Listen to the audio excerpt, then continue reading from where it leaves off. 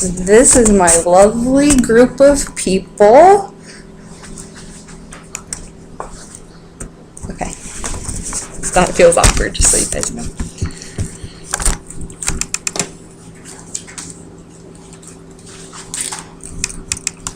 That's gonna be. Okay. I'm thinking of a place that I can find the largest carousel in the world, a mechanical orchestra, hundreds of doll houses, and a collection of just rare and unusual things. Can you guys guess where I'm talking about?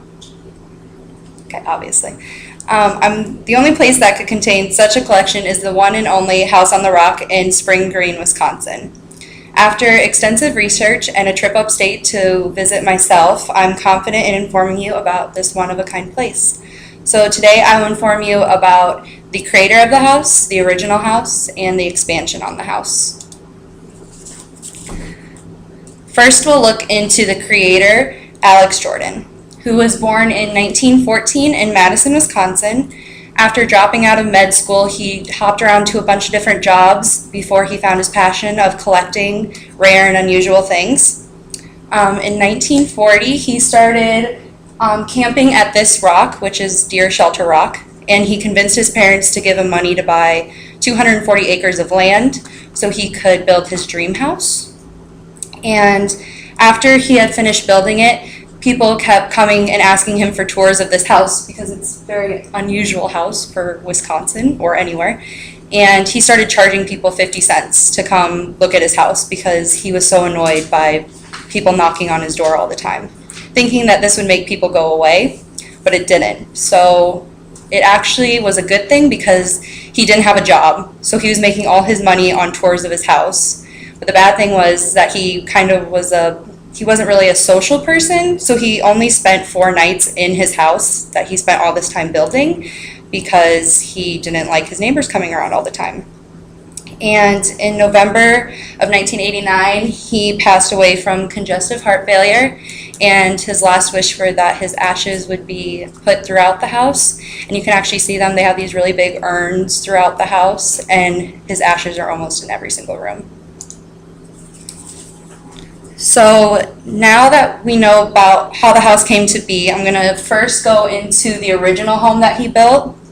As you can see, it's like a Japanese style stone house with dim lighting, and instead of furniture, he just put carpet on the rocks basically. And they have really low ceilings, like I could barely stand straight up in them. And there's huge fire pits everywhere. There were 5 kitchens, and each kitchen had a fire pit. And Martin Hintz, who was the author of Off the Beaten Path, actually said that one of the central fire pits was large enough to fit a woolly mammoth, if you can think about how big that is. And then the furnishes include Oriental art, bronze statues, and then this 3-story bookcase that contains some of the most rare books in the world. Next is the 14th room of the house, called the Infinity Room, and it has panoramic views of the Wisconsin Valley. It jets 218 feet out and 156 feet off the ground, and as you can see from that picture, there's no support beam from the ground, so you're kind of just teetering out there. There's 3,264 windows, which individually get washed every single day. And it's like an optical illusion, so it starts off wider and then it goes narrower to a point. And then lastly, I'll take you through a mini tour of the expanded part of the home, which includes several different themed rooms. The first is the Heritage of the Sea, and that's the eye of the octopus and the whale's mouth. And the whale is actually as long as the Statue of Liberty is tall. And next is the Music of Yesterday, which holds the biggest collection of animated and automated music machines. And that's an 80-piece orchestra, and those are all mannequins. The Oriental Room is pretty much all red everywhere, and it has carved ivories and porcelain figures. Like this is all handmade out of cork. And then the carousel room, which is probably why it's one of the reasons it's so famous. It's the largest carousel in the world. And according to Michael Feldman, author of Wisconsin's Curiosities, there are over 20,000 lights, 182 chandeliers, and 269 actual creatures. And you can see all these horses up on the wall. Those are from the original carousel, and then he traveled and put unusual animals actually on the carousel. So there are no horses on the carousel. And then lastly is the dollhouse room, and there's over 200 dollhouses, and then a 3-story doll carousel that kind of imitates the original carousel that he built.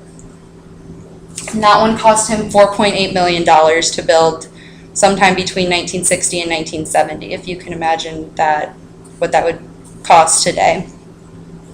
So in conclusion, the creativity and imagination of Alex Jordan is solely responsible for the creation of the original home and the expansion into the atypical museum it is today.